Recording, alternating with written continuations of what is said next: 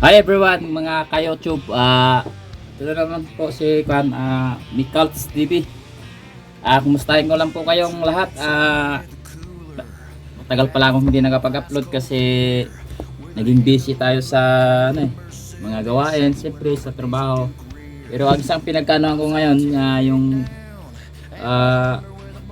yung pag-affiliate sa TikTok. Pero ngayon gusto kong balikan yung channel natin sa YouTube kasi sayang naman baka mamaya tatanggalin ni YouTube kasi hindi na active, diba? Kahit na ganito lang, so i-share ko lang sa inyo yung pag-affiliate ko. So legit naman ang affiliate sa TikTok. Makakapira ka talaga, hindi na kailangan ng subscribers o followers. Basta nagpo-promote ka ng items o products at may bumili, so may kita ka na kahit na 0 followers ka nga. Pero sa ngayon parang mahigpit na si TikTok friend. So katulad nito, itong eyeglass na gamit ko, photochromic po to at napakaganda nito kasi nagbabago siya at nakapag-protection sa mata natin at maganda siya sa pag habang nagko-computer ka kasi anti-radiation dito. So kung gusto nyo to, nasa lang to, nasa TikTok shop ko, o type nyo lang yung Lolo Store, TikTok shop, yun yung account ko. So check out nyo na lang din. So dito nga pala sa YouTube. So kumusta kayo at sana ay nasa mabuting kalagayan kayo.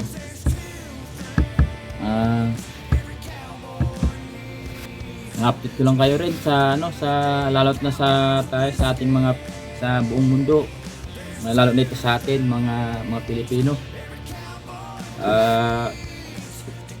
Niniwala ba kayo doon sa attention ng Miss Philippines na baka mamaya ay magkakaroon ng di ba? Napaka word pag nangyari 'yon sa ating karagatan. Hindi lang dito sa Pilipinas ang pinakamaano, pero buong mundo 'yan pag nangyari 'yon. So sanawa ay pagdadasal natin na maliwanagan pa yung mga leader natin sa buong kanya-kanyang mga bansa, ng mga leader na karoon ng mapayapang pag-uusap, para it means na hindi matuloy yung pinangangamba nating nuclear war kasi ngayon mahirap magkaroon ng gera, di ba? Kasi almost technology na ang gumagana nakaupo ko na lang isang press button na lang, ganun malulusaw na yung mundo natin. Kaya napakahirap ngayon pag hindi nagkakaunawaan. So nawa ay pinagdasal natin na hindi na matuloy yung mga alitan, mga tension din sa natin sa buong mundo. Lahat na ngayon nag-uumpisa na ang gera. So ipagdasal na lang natin sila. At hindi lang sila, tayo lahat. Pagdasal natin ang mundo na sana ay mapayapa. At nga pala, musta kayong mga subscribers ko? Sana ay wag nyo naman akong kalimutan sa pag-subscribe. Sa pindot ang subscribers dyan, subscribe buttons, para ganahan naman tayo nga mag-upload. Ako nga pala si Michael Alticid ang tunay kong pangalan, through my name. So pinag-isa ko yon kaya ginawa kong Nichols TV. Nag-umpisa ako sa YouTube nung 2019, pandemic, dahil walang magawa, walang trabaho, walang work, tambay. So yan, naghanap ako sa online ng ito ganyan. Doon nakita ko sa YouTube na pwede kang kumita at least na mayroon kang subscribers na 1,000. Kaya sinubukan ko rin. So ito at ang dami ko nang naging topic o naging dito sa YouTube. Kaya pero hindi nakiklik kasi hindi naman tayo laging nagano kasi busy rin sa trabaho at saka hindi tayo sikat. Pero ngayon try ko lang. Baka malay mo, di ba? At least ngayon nasa 300 subscribers pa lang ako. So napakatagal na noon, 2019, so almost 2022, almost 5 years na. Wala pa rin nangyari. So hindi ko alam kung paano ko i-motivate yung YouTube channel ko rito. So